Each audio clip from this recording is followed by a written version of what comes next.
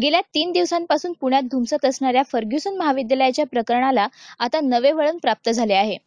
अखिल भारतीय विद्यार्थी परिषदेचे दिल्ली जेएनयू अध्यक्ष अलोक सिंग यांच्या येण्याने सुरू झालेल्या या वादात राजकीय पक्षांसह फर्ग्युसन प्रशासनाने देखील महत्त्वपूर्ण भूमिका बजावली. यावेळी फर्ग्युसनच्या प्राचार्यांनी दिलेल्या पत्रावर मोठा गदारोळ उठला होता. काही तासातच त्यांनी पोलिसांना दिलेलं पत्र मागे घेऊन सारवासारवीचा असफल प्रयत्न करून बघितला. यावर पोलिसांना अधिक तपास करताना अशा प्रकारच्या देशद्रोही घोषणा महाविद्यालयाच्या आवारात दिल्या गेल्या नसल्याचे समोर आले. याबाबत अधिक माहिती उपायुक्त तुषार दोशी यांनी दिली. त्या दिवशी जी घटना झाली त्याच्यामध्ये ऑलरेडी कायदा सुव्यवस्थेचा प्रश्न निर्माण झाला होता.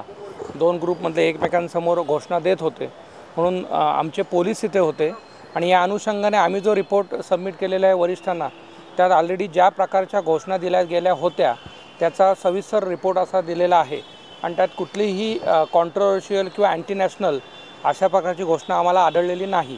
तसा रिपोर्ट ऑलरेडी गेलेला आहे. मीनवाईल फर्ग्युसनच्या प्राचार्यांनी जे आम्हाला लेटर दिलं होतं त्याच्यात त्यांचं असं म्हणणं होतं की ते मोगम होतं की अँटी नॅशनल स्लोगन्स सांगितले गेले होते. परंतु त्याच्यानंतर आम्ही जेव्हा त्यांना विचारलं की कुठल्या प्रकारचे होते तर त्यांनीच फर्ग्युसनच्या अथॉरिटीजनीच आम्हाला परत एक लेटर दिलेलं आहे की तसं आमचं म्हणणं नव्हतं. आमचं म्हणणं होतं तसं काय असेल तर शोध घ्या. त्यामुळे ऑलरेडी आमच्या जो इंटरनल रिपोर्ट आहे त्याच्यामध्ये जो रिपोर्ट गेलेला आहे त्याच्यामध्ये कोणत्याही प्रकारचे देशविरोधी असे घोषणा या आम्हाला निदर्शनास आलेल्या नाहीत. आणि दुसरी गोष्ट, आमच्याकडे फॉर्मली कोणीही तशी तक्रार लॉन्च केलेली नाही. त्याच्यामुळे तो प्रश्न उद्भवत नाही.